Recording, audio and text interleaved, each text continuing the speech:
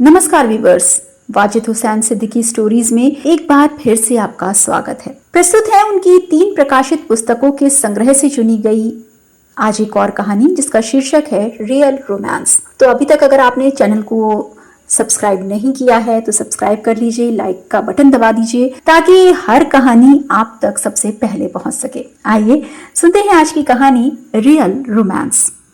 शहर के आउटस्कर्ट में मटमैले रंग के पत्थरों से बनी इमारत थी जिसे लोग राय साहब का रईस खाना कहते थे। इसका गेट नक्काशीदार लकड़ी का बना था जिसे दीमक ने इस तरह चट किया कि ये बंद होना ही भूल गया था।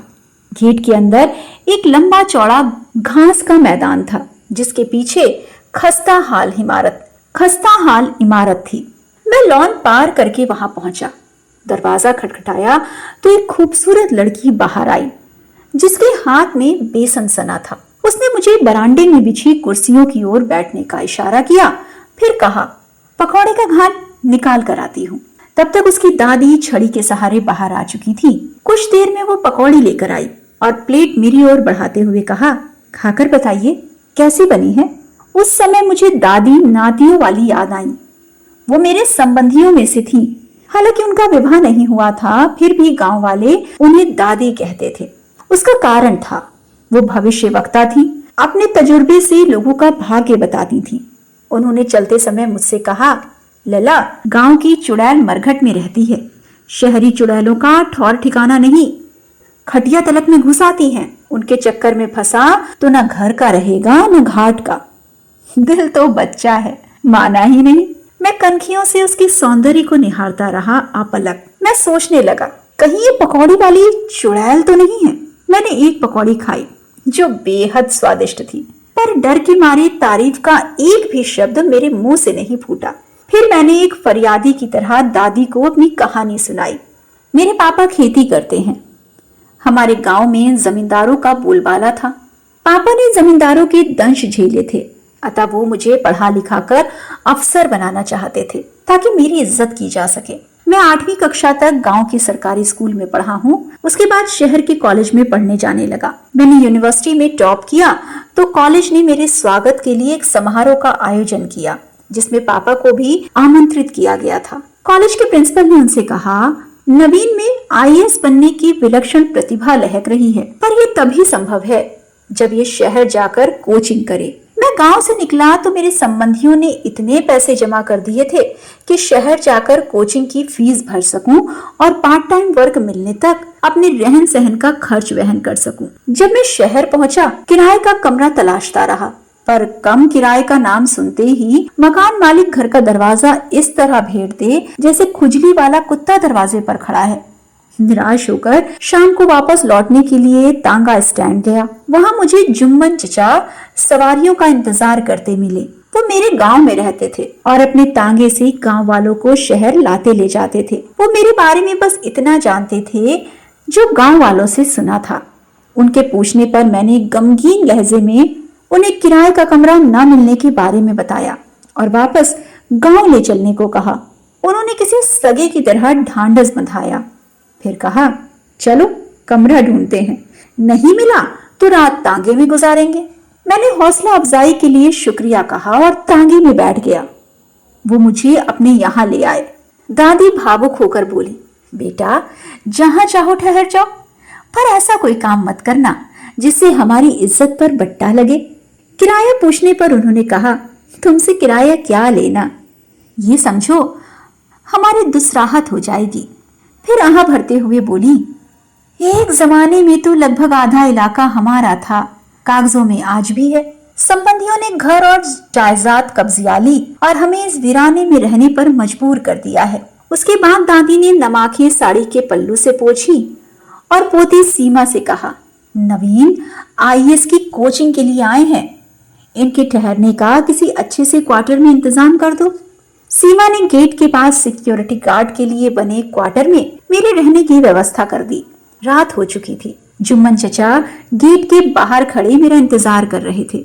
मैंने उन्हें बिना किराए का कमरा मिलने के बारे में बताया तो उन्होंने उम्मीद भरी निगाहों से मुझे देखा और चले गए। मैं अपने कमरे में पहुंचा। सीमा ने लालटेन जला दी थी और मेरे लिए बिस्तर लगा दिया था। उसने मुझे कुछ किताबें दी, फिर कहा, ये किताबें मैंने आईएएस की तैयारी के लिए खरीदी थी। मम्मी पापा की एक्सीडेंट में मृत्यु के बाद सब कुछ बिखर गया। ये किताबें आपके काम की हों तो ले लीजिए। मैंने गमगीन लहजे में कहा, क्या आपके मम्मी पापा नहीं? और किताबों के लिए शुक्रिया कहा। मैं रईस खाने की बगल वाली सड़क से होता हुआ नीचे ढाबे में खाना खाने चला गया। खाना खाकर लौटा, अलमारी से किताबें निकाली और कुर्सी पर पढ़ने बैठ गया। नीचे वादी में बादल गरजने लगे थे और नमी से लदे हुए झोंके रईस खाने के पेड़ों से लिपटे हुए आते और मेरी किताब के पन्ने उलट देते, मेरे बालों को माथे पर गिरा देते और लालटेन भड़भड़ाने लगती। मैं लालटेन को बुझने से बचाने के लिए दोनों हथेलियों से हवा को रोकता रहा। बारिश रुक चुकी थी, आसमान तारों से घिर गया था। झींगुर सीटियां बजा रहे थे और बाहर से मेंढकों के टर्राने की भयावह आवाज आ रही थी। तभी मुझे घनघोर अंधेरे में एक साया दिखा जिसने इंसानी शक्ल इख्तियार कर ली थी। वो मेरी ओर बढ़ने लगा तो हृदय की धड़कन एकदम बढ़ गई। कुछ क्षण बाद वो मेरे कमरे के पास से गुजरा तो नाइट गाउन पहने लड़की लगी जिसका रंग झक सफेद, बदन संगमरमर की तरह तराशा हुआ, आंखें बंद और चेहरे पर बाल बिखरे हुए थे। वो दुनिया से बेखबर चलती रही, फिर वापस चली गई। मैं इतना डर गया था कि एक पल भी सो ना सका। सवेरे घर वापस जाने के लिए खड़ा था, तभी दादी पूजा के लिए फूल लेने बाहर के हाथे में आई। मुझे इस तरह देखकर चौंक गई। मैंने उन्हें रात का सारा वृतांत सुनाया। उन्होंने नम आंखों और रूंधे गले से कहा, सीमा को नींद में चलने की बीमारी है। मैंने गंवारू लहजे में पूछा, इलाज नहीं करवाया आपने? डॉक्टर कहते हैं इस बीमारी का कोई इलाज नहीं, स्वयं ही ठीक हो जाएगी। एक और मुश्किल है, चलते समय कोई टोका टोकी कर दे तो नींद में चलने वाला गिर सकता है। तुम घर के सदस्य जैसे हो, इस बात का ध्यान रखना कि वो किसी परेशानी में ना पड़ जाए या गेट से बाहर ना चली जाए। उसके बाद से मैं रात भर पढ़ता रहता, कहीं सीमा किसी परेशानी में ना पड़ जाए। एक रात सीमा को गेट से बाहर निकलता देख व्याकुल हो गया। उसे रोकना जोखिम भरा था। कितना असहाय था मैं। फिर मुझे एक उपाय सूझा, बांसुरी बजाने लगा। अजीब तासीर थी बांसुरी की दर्द भरी आवाज में।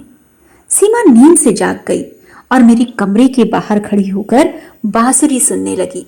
मैं बांसुरी पर दर्द भरी धुनें बजाता रहा और दरवाजे के झरोखे में से उसके हुस्न का दीदार करता रहा। शायद मेरे अंदर प्रेम का बीज अंकुरित हो चुका था।